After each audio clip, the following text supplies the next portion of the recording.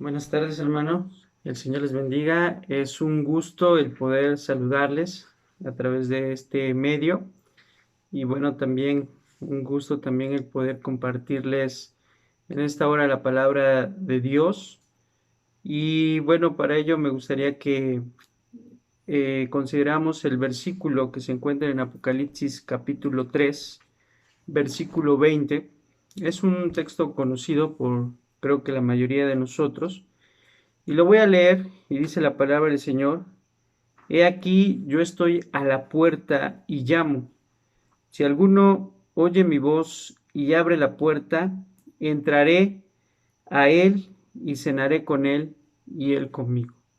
Vamos a hacer una oración, a pedir la dirección de Dios para este mensaje y después de ello meditaremos en su palabra. Señor Dios Todopoderoso, gracias Dios porque nos permites en este día meditar en tu palabra, Señor, y poder presentar el mensaje que hoy tienes para cada uno de nosotros. Usa mi vida, Señor, y te pido que uses estos medios también para que sea tu palabra la que llegue hasta el corazón de cada uno de mis hermanos, les dé aliento, exhortación, ánimo, consuelo, Señor, y que en esta hora sea tu voluntad la que se haga revelar a nosotros, Señor, en nuestras vidas. Gracias en el nombre de tu Hijo amado Jesús. Amén.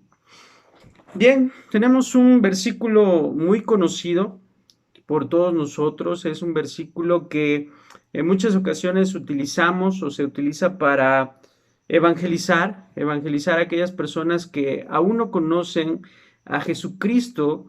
Y es un versículo que utilizamos precisamente cuando una persona, ¿verdad? Queremos que crea en Jesús, que conozca a Jesús, que conozca el Evangelio. Y generalmente le utilizamos este versículo que Él está a la puerta, ¿verdad? Jesús está a la puerta de esas personas, de esos inconversos, y que Él quiere entrar a su corazón. Mas, sin en cambio, si analizamos el contexto de este versículo, vemos que no está dirigido a personas inconversas, no está dirigido a personas que no son creyentes o que no conocen de Jesucristo, sino que está dirigido a creyentes, está dirigido a una iglesia. Si nosotros vemos los capítulos anteriores, el capítulo 2, para ser específicos, vemos que Juan está recibiendo la revelación de Jesucristo, del alfa y la omega, del principio y el fin. Juan se encuentra en la isla de Patmos y está encarcelado en esa isla, mas sin en cambio Dios, ¿verdad?, le envía la revelación de las cosas que han sucedido, de las cosas que son y de las cosas que han de venir. Y dentro de ese mensaje, de esa revelación, viene el que Jesús dirige a las iglesias, a las 7 iglesias de Asia Menor. Y este mensaje, ¿verdad? Lo encontramos a partir del capítulo 2, el mensaje a la iglesia de Éfeso, el mensaje a la iglesia de Esmirna, el mensaje a la iglesia de Pérgamo, de Tiatira, de Sardis, de Filadelfia y al final de la Odisea. ¿Sí? 7 iglesias que mucho se ha comentado, mucho se ha argumentado, mucho se ha estudiado acerca de este mensaje que Jesucristo da a cada una de estas iglesias, y muchos, ¿verdad?, concuerdan que cada una de estas iglesias representa una era, una época, una etapa de la iglesia universal a través de la historia. Es decir, la primera iglesia, la iglesia de Éfeso, representa la primera iglesia apostólica del año 30 al año 100 después de Cristo. La iglesia de Esmirna representa a la iglesia perseguida que abarca un periodo del año 100 al año 330 después de Cristo. Y así podemos mencionar sucesivamente cada una de las iglesias, cómo representan diferentes etapas, diferentes épocas históricas a lo largo de la iglesia. Siguiendo esta línea de pensamiento, si esto lo consideramos de esta manera, hoy, de acuerdo a lo que estamos viviendo, a lo que estamos padeciendo, a lo que estamos experimentando en el mundo, nos estaríamos situando en la última etapa, en la última era, en la última época de los tiempos y por lo tanto de la iglesia. ¿Qué quiere decir? ¿Qué quiero decir con esto? Que la venida de nuestro Señor Jesucristo está cerca. Y la palabra de Dios dice que está cada día más cerca de cuando creímos. Es decir, Jesucristo está por venir. Jesucristo está por hacer, ¿verdad? Ese segundo advenimiento a la tierra y viene por su iglesia y viene a establecer su dominio, a establecer su gobierno. Entonces, estaríamos en la última de las etapas, en la última de las eras de la iglesia. Y esto nos situaría a nosotros en el mensaje que Jesucristo da a la Odisea, la última iglesia a la cual se dirige nuestro Señor Jesucristo en el libro de Revelaciones. Y veamos, ¿verdad? De acuerdo a las características de este mensaje, cada uno de los mensajes es importante para la iglesia actual, cada uno de los mensajes a las iglesias es importante, pero vamos a centrarnos en el mensaje que Jesucristo da a la iglesia de la Odisea. Y veamos en primer lugar el remitente, quién escribe, quién dirige, quién da este mensaje. Y dice el versículo 14 de Apocalipsis capítulo 3. Y escribe el ángel de la iglesia a la Odisea: he aquí el Amén, el testigo fiel y verdadero, el principio de la creación, dice esto. ¿Quién es el que está dando el mensaje? Bueno, no es nada más y nada menos que nuestro Señor Jesucristo. Es Jesucristo, es el que está dando el mensaje a las 7 iglesias y es el que da el mensaje en esta hora a la iglesia de la Odisea, en estos versículos a la iglesia de la Odisea, y vemos que hay unas características o unos nombres, unos títulos que definen a nuestro Señor Jesucristo. Y aquí Jesucristo se nos revela como el Amén. Uno de los títulos que utiliza aquí la palabra del Señor para referirse a Jesucristo es que es el Amén. ¿Qué quiere decir esto? Que Dios, ¿verdad? Es el Dios de amén, el Dios de verdad, como lo dice Isaías capítulo 65, verso 16, que Dios es Dios de verdad, Dios es Dios de amén. Lo que está diciendo, ¿verdad? Eso es lo que significa la palabra amén, de cierto, decía nuestro Señor Jesucristo, amén, amén, así es, algo que es verdadero. Y Dios o Jesús es aquel cuyas promesas son dignas de todo crédito. Lo que Jesús dice, lo que Jesús expresa, son promesas que deben de tener todo el crédito, porque todas las promesas de Jesús son realidad, porque Él es el amén, el así es, el verdadero. Y dice el otro título, Él es el testigo fiel. Jesucristo es un testigo fiel y hay 3 características que deben definir a un testigo. Y un testigo es aquel que ha visto las cosas, aquel que ha presenciado con sus propios ojos lo que ha acontecido, ¿sí? Debe ser para que sea un buen testigo debe ser honesto y poder, ¿verdad?, reproducir con exactitud los hechos que han acontecido. Y en tercer lugar, debe de tener la habilidad para poder expresar, para poder decir, ¿sí? ¿Y qué se dice de nuestro Señor Jesucristo? Que no ha habido hombre que haya hablado como Él lo hizo. Jesucristo ha visto a Dios. Jesucristo ha sido testigo de quién es Dios, de lo que es Dios. Por eso es el testigo fiel. Él es honesto, Él es el amén, Él es la verdad. Y Él es, ¿verdad?, quien nunca ha hablado. Nunca ningún hombre ha hablado como Él. Él es el único que ha podido expresar palabras de vida eterna. Él es el testigo fiel y verdadero, el principio de la creación de Dios. Juan nos dice en su evangelio que todas las cosas por Él fueron creadas y sin Él nada de lo que existe actualmente podría haber existido. Él es el principio el que genera todo, el creador de todas las cosas. Jesucristo es Dios. Jesucristo es Dios. Y vemos que este ser, ¿verdad? Él es el que está dando este testimonio, el que está dando esta revelación, el que está dando este mensaje. Pero continuamos con la segunda característica de este mensaje y vemos que viene la condena. Jesucristo, el testigo fiel, hace una condena para esta iglesia y dice: yo conozco tus obras, yo sé lo que tú haces, yo sé lo que tú piensas, yo sé cómo actúas, yo conozco todo, dice nuestro Señor Jesucristo, yo conozco tus obras. Y el salmista decía, ¿verdad? Desde lejos has entendido mis pensamientos, has examinado mi camino, conoces mi sentar y mi levantar.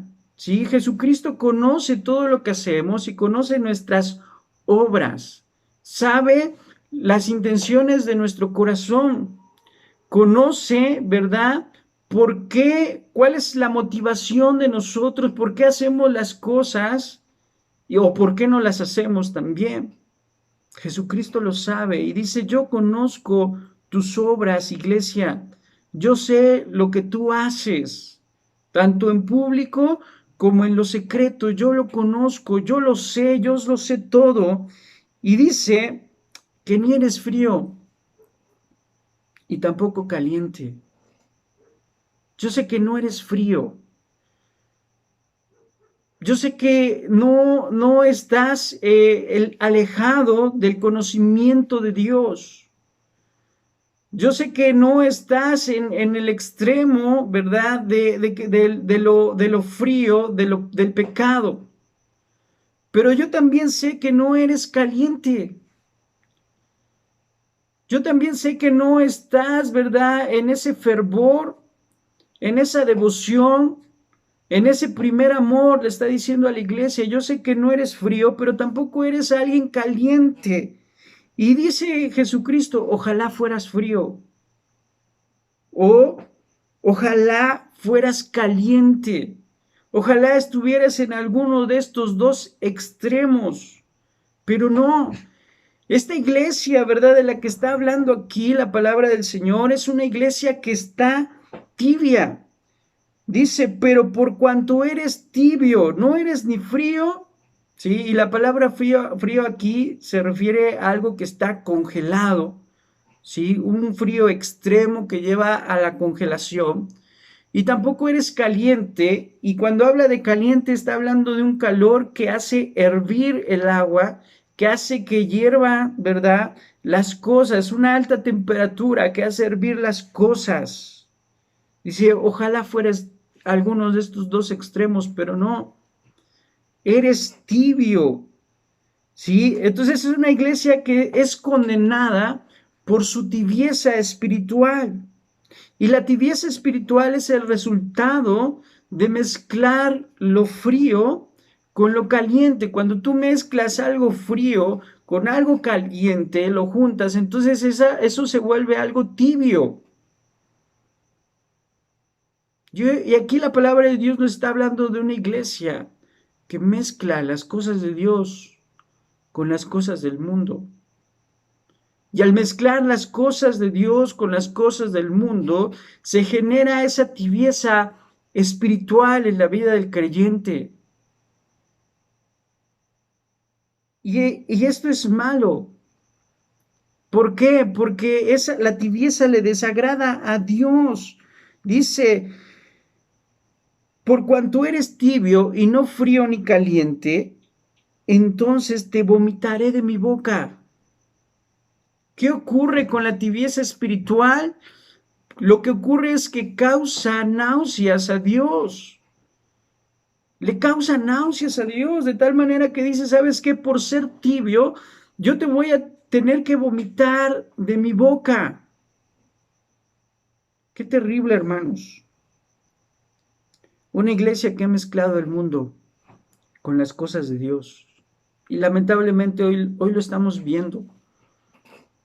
Hoy lo estamos viviendo y es triste y lamentable ver cómo iglesias han mezclado las cosas santas de Dios con las cosas del mundo. Es triste ver cómo hoy creyentes mezclan el Evangelio de Jesucristo con corrientes filosóficas de hombres.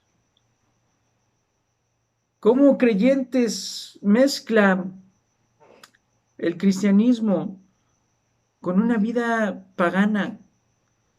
Es triste ver hoy jóvenes que ministran en la iglesia los domingos, en las mañanas o en las tardes, pero que entre semana viven una doble vida, viven emborrachándose, viven fumando, viven haciendo y deshaciendo en el mundo, pero piensan que con llegar el domingo y servir, tocar, están cumpliendo con Dios. Y le comento esto porque lo he visto, y lo hemos visto, yo creo que muchos de nosotros, cómo hay creyentes que mezclan las cosas de Dios con las cosas del mundo. Y esto no puede ser así, hermano. Eso nos lleva a una tibieza espiritual. Una persona tibia es aquella que tiene el conocimiento de lo bueno, tiene el conocimiento de Dios como para no ser considerada una persona fría, mas sin en cambio es una persona indiferente a las cosas de Dios, una persona que no puede, en este caso, actuar, que no puede, ¿verdad?, hervir en su corazón por las cosas de Dios, simplemente le es indiferente. Si vamos a la iglesia está bien, si no vamos también, me da igual. Si leo la Biblia está bien y si no la leo, pues no pasa nada. Puedo orar, tengo el tiempo para orar, pero no lo hago. ¿Por qué? Porque no me nace en mi corazón y estoy viviendo entonces en una vida de tibieza espiritual. Y Dios dice, ¿sabes qué? Mejor te fuese ser frío. Porque el frío tiene mayor posibilidad de salvarse, porque puede conocer el Evangelio, puede acercarse a Dios, puede calentarse y puede, ¿verdad?, al escuchar el mensaje del Evangelio, arder en el primer amor. Pero ¿qué pasa con las personas que se han entibiado? Pueden ir a la iglesia, pueden escuchar un mensaje precioso, pueden escuchar la palabra de Dios, pueden escuchar el mensaje de Dios, mas sin en cambio no pasa nada en sus vidas. No hay cambio, no hay una renovación, no hay un anhelo por Dios. Dicen, qué bonito, pero el día después de haber escuchado el mensaje siguen igual, siguen viviendo una vida sin interés por Dios. Para Dios no hay términos medios. Para Dios eres santo o eres pecador. Para Dios eres bueno o eres malo. Para Dios existe el día y la noche, ¿verdad? Y siempre Dios crea dos extremos. Dice, he aquí pongo la bendición delante de vosotros o la maldición. Tú escoge en dónde quieres estar. Hoy muchos predican, ¿verdad?, que no debemos de ser extremistas, que los extremos son malos, que debe de haber una neutralidad, que debe de haber un equilibrio. Pero la palabra de Dios nos enseña, ¿verdad?, que debemos de ser radicales. Radicales para hacer el bien, radicales para vivir en santidad. Mas sin en cambio hoy dicen, no seas religioso, eso, el ser extremista te va a llevar a una vida de religiosidad. Pero no, hermano, hoy necesitamos que la iglesia sea radical. Hoy necesitamos hombres que sean tan radicales que pueden decir, ¿saben qué? Yo voy a llevar una dieta diferente, yo no voy a alimentarme, yo no voy a condenarme, yo no voy a contaminarme con la comida del rey, sino proponer en su corazón el no contaminarse. Como Daniel y dijo, yo no voy a comer ese alimento, yo prefiero comer legumbres, comer verduras, comer otro tipo de alimentación antes de contaminarme. Hombres que estén dispuestos a ser arrojados al horno de fuego ardiente, pero no doblar sus rodillas y no caer y no sucumbir ante el enemigo.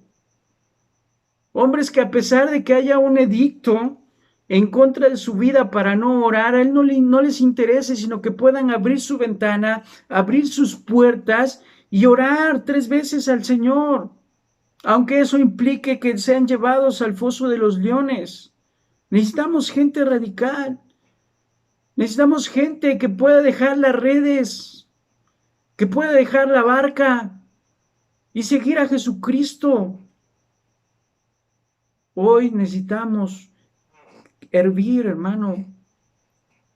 Dice la palabra del Señor, ¿verdad?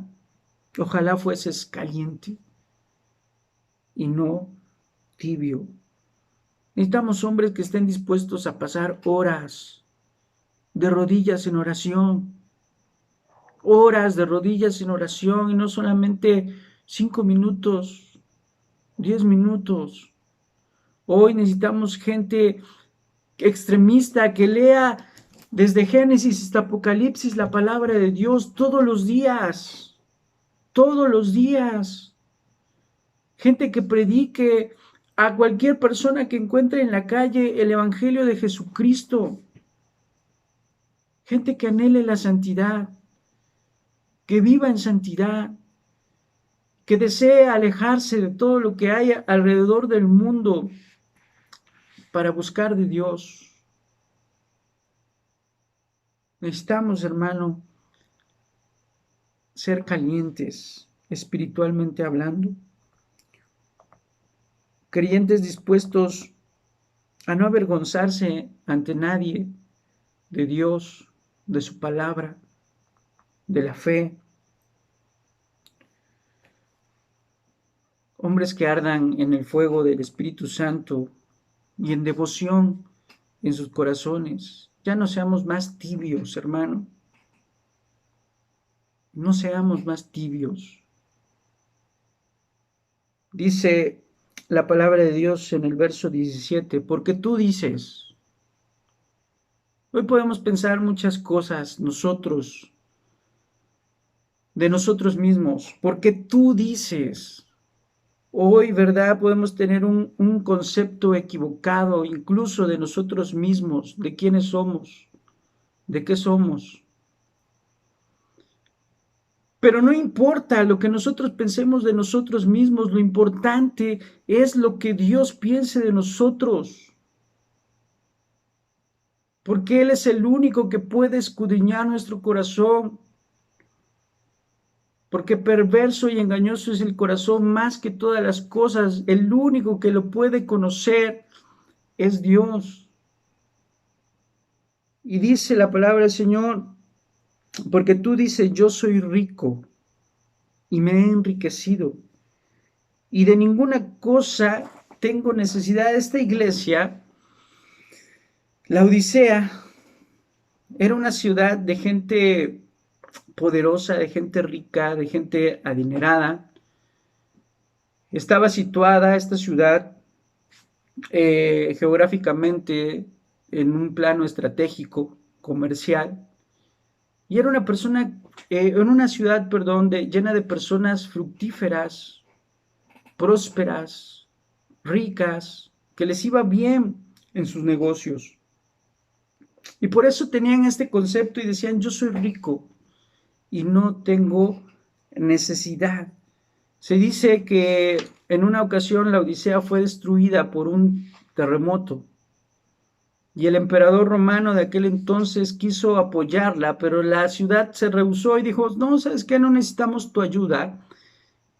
Y entre las personas de la ciudad con sus recursos propios, levantaron la ciudad. Levantaron la ciudad, así eran de ricos. Y esta riqueza los llevaba a pensar a que no tenían necesidad de Dios. Pensaban que no tenían necesidad de nada, ni siquiera de Dios. Y es lo que hoy está pasando con la iglesia. Hay iglesias impresionantes, iglesias que tienen muchos recursos económicos, pero debemos de tener cuidado, hermano, porque esas riquezas nos pueden llevar a pensar que no tenemos necesidad ni aún de Dios. Ricos en conocimiento, pensar que no necesitamos de Dios, ricos en recursos económicos, ricos a lo mejor en salud y decimos, no necesito de nada, estoy bien, estoy cómodo, tengo todo lo necesario, todo lo que necesito. Hermano, tú y yo siempre vamos a necesitar de Dios, siempre, en cualquier circunstancia, en cualquier situación, necesitamos de Dios, necesitamos su bendición, necesitamos su presencia. Necesitamos que Él esté con nosotros. Y cuando llega ese momento en el que decimos, pues yo no necesito de Dios, es el peor momento de nuestra vida, porque vea lo que dice, ellos decían, no tengo necesidad de ninguna cosa, pero no sabes que tú eres un desventurado, miserable, pobre, ciego y desnudo. ¿Cómo es que veía Jesucristo a esta iglesia? Como una iglesia desventurada, miserable, pobre, ciega y desnuda. Pero aquí vemos el consejo, esta es la condena, ¿sí?, que hace nuestro Señor Jesucristo para esta iglesia. Pero viene un consejo y dice en el verso 18, por tanto, yo te aconsejo que compres de mí oro refinado en fuego.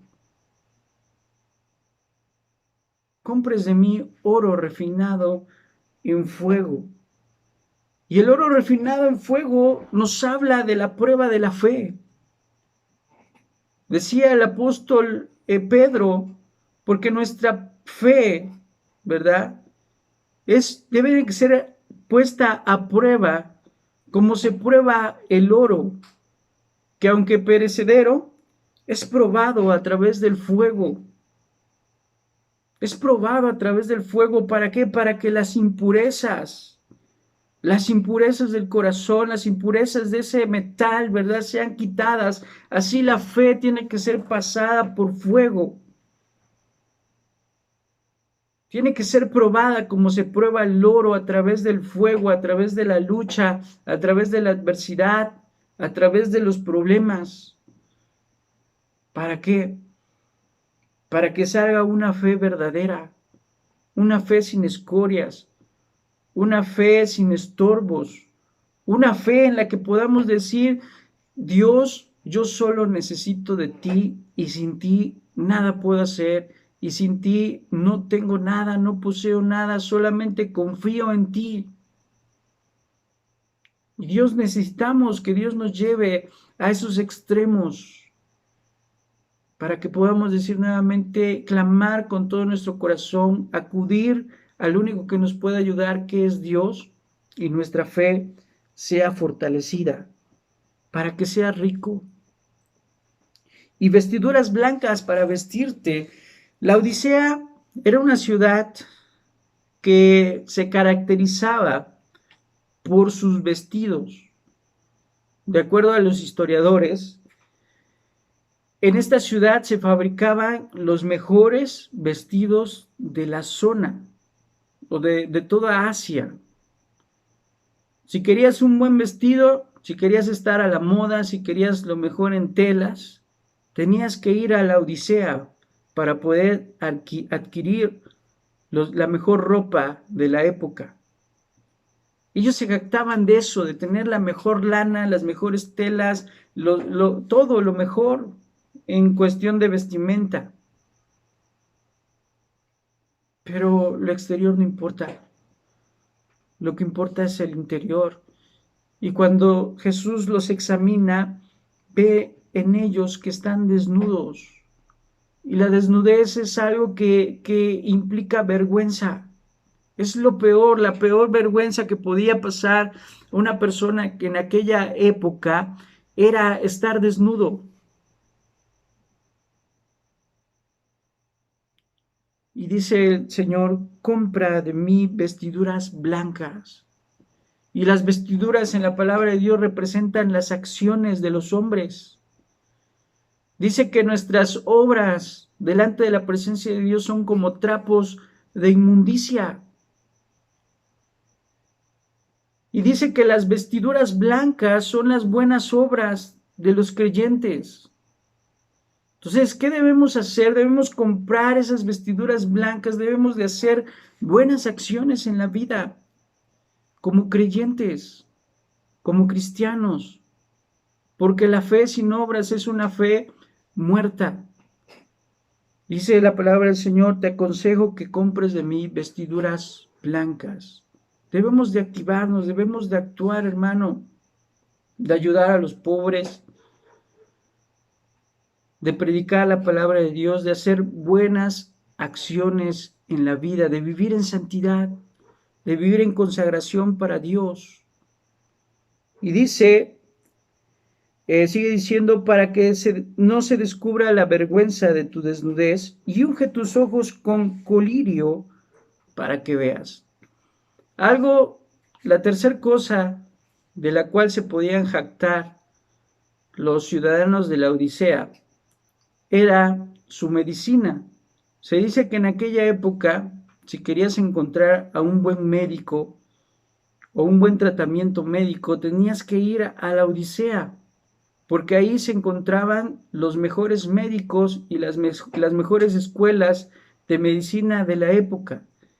Y algo de lo que se jactaban estas personas era de su tratamiento para ojos, el colirio, que era una especie, bueno, quiere decir panecillo, que no era otra cosa más que una tableta, ¿sí? Una tableta que se fabricaba, un ungüento, un medicamento que se fabricaba en forma de tableta para que fuera colocado en los ojos, ¿sí?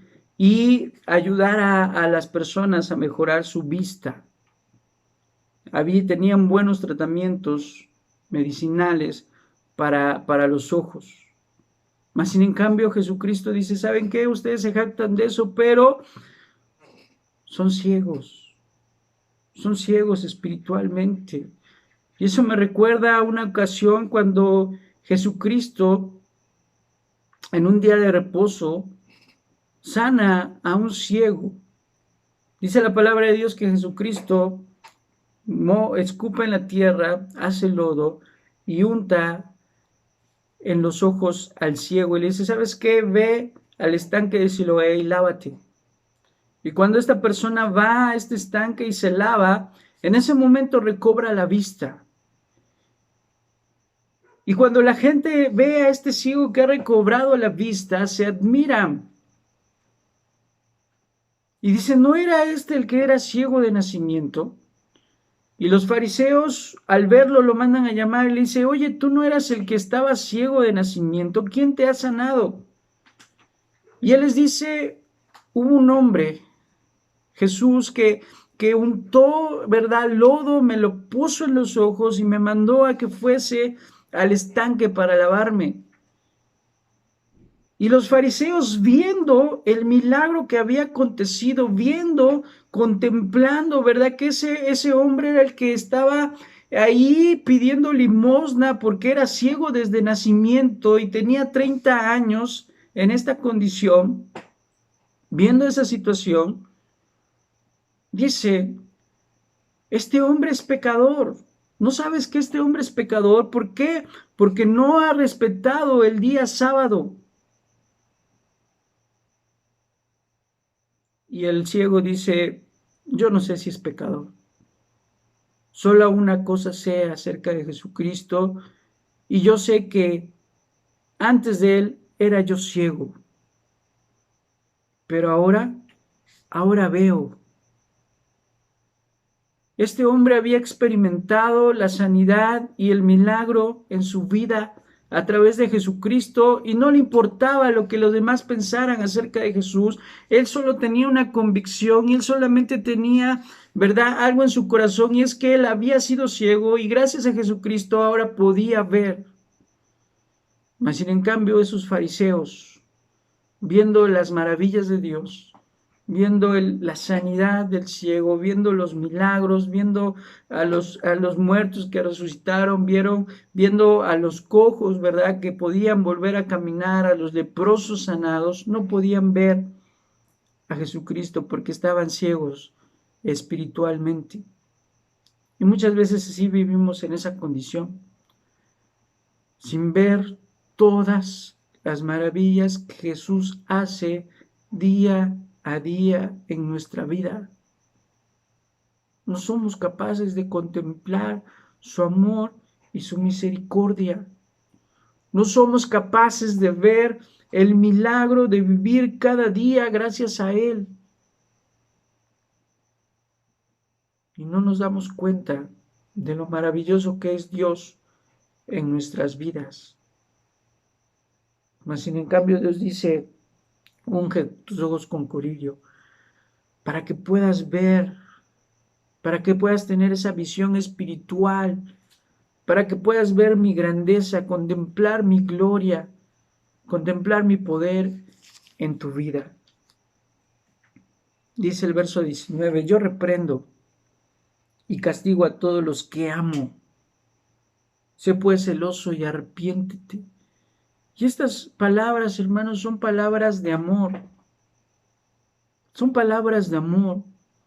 Porque dice Jesucristo, yo reprendo y castigo a los que amo. Y la palabra aquí para amor no es la palabra ágape que comúnmente se utiliza, sino es la palabra filial, filos.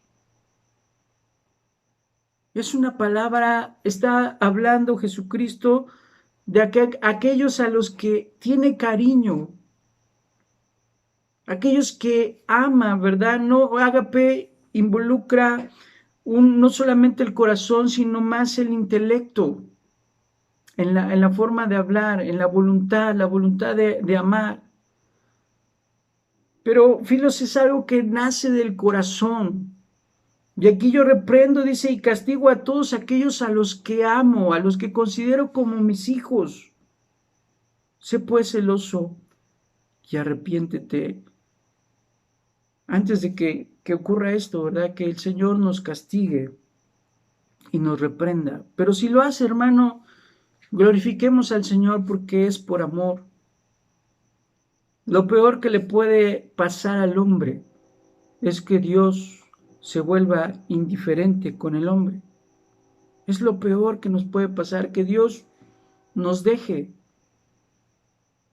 Es lo peor. Pero siempre que haya un castigo, una reprensión de parte de Dios, glorifiquemos al Señor porque es su amor obrando aún en nuestras vidas. Y así llegamos al versículo que comentábamos en un principio. He aquí, yo estoy a la puerta. He aquí, yo estoy a la puerta y llamo. Y es una escena triste. Porque afuera de qué puerta está Jesucristo. Está hablando una iglesia y está afuera de la puerta de la iglesia.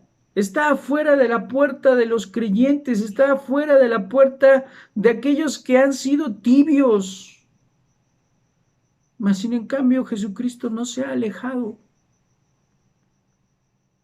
Jesucristo está ahí y a pesar de que lo han rechazado, a pesar de que se han avergonzado, a pesar de que han pensado en sus corazones que no necesitan de Él, a pesar de que el fervor y la devoción ya no está en sus corazones, a pesar de ello Jesucristo está ahí tocando, rogando, llamando. Y esto es lo que distingue el mensaje del Evangelio de Dios en comparación a otras religiones, en comparación a otros mensajes. Y es que el cristianismo es el único que nos muestra a un Dios que busca, es el único que nos muestra a un Dios que llama, a un Dios que toma la iniciativa. En todas las otras religiones presentan a un Dios diferente, que no debe de hacer esto. Pero aquí vemos que Jesucristo toma la iniciativa y llama. Y está a la puerta. Y a pesar de todo lo que ha padecido, sigue estando ahí. Y hay un poema que escribió Lope de Vega que dice de la siguiente manera: ¿qué tengo yo que mi amistad procuras? ¿Qué interés se te sigue, Jesús mío, que a mi puerta, cubierto de rocío, pasas las noches del invierno oscuras? Ah, cuánto fueron mis entrañas duras, pues no te abrí. Qué extraño desvarío, si de mi gratitud el hielo frío secó las llagas de tus plantas puras. Y cuántas, hermosura soberana, mañana le abriremos, respondía, para lo mismo responder mañana. Muchas veces decimos, mañana empiezo a orar, mañana empiezo a leer la Biblia, mañana le abro el corazón a Jesús para que entre a mi vida nuevamente. Pero llega mañana y seguimos igual de tibios. Y aquí yo estoy a la puerta, dice Jesucristo, y llamo. Si alguno, si alguno de los que hoy estamos escuchando este mensaje oye mi voz y abre la puerta, entraré a él, cenaré con él y él conmigo. Esa es la promesa de Jesús. Abramos la puerta hoy, hermano, a Jesucristo. Entraré a él, dice Jesucristo, y cenaré con él. ¿Por qué cenar? ¿Por qué no desayunar? ¿Por qué no comer? Porque la cena, ¿verdad? Es la única comida en la cual ya no hay prisa. Realmente cuando cenamos es porque ya vamos a descansar de nuestras actividades. Ya no hay trabajo que hacer. Y es lo que Dios quiere, disfrutar que disfrutemos de su compañía en medio de la tranquilidad, en medio del reposo. Él nos quiere dar ese reposo, pero Él no entra a la fuerza. Aquí se incluye la responsabilidad de cada uno de nosotros, ¿sí? Si alguno oye mi voz y abre la puerta, entonces en ese momento entraré a Él y cenaré con Él y Él conmigo. Y al que venciere le daré que se siente conmigo en mi trono, así como yo he vencido y me he sentado con mi Padre en su trono. El que tiene oído, oiga lo que el Espíritu Santo dice a la iglesia. Hermano, no endurezcamos nuestro corazón, no sigamos en tibieza espiritual. Abramos hoy la puerta de nuestro corazón a Dios, a Jesucristo, y que haya nuevamente ese fervor y esa devoción en nuestra vida. Hagamos oración a Dios para pedirle esto. Señor, gracias por este mensaje, gracias por esta palabra, Señor, que hoy toca el corazón de cada uno de mis hermanos que ha escuchado y que hoy podamos tomar esa decisión de abrirte la puerta, de que entres nuevamente a nuestra vida y de que ya no vivamos en tibieza espiritual, sino que realmente haya ese fervor, esa devoción, esa búsqueda intensa de Dios en nuestras vidas. Gracias te damos en el nombre de Jesús. Amén. Que el Señor les bendiga, hermanos.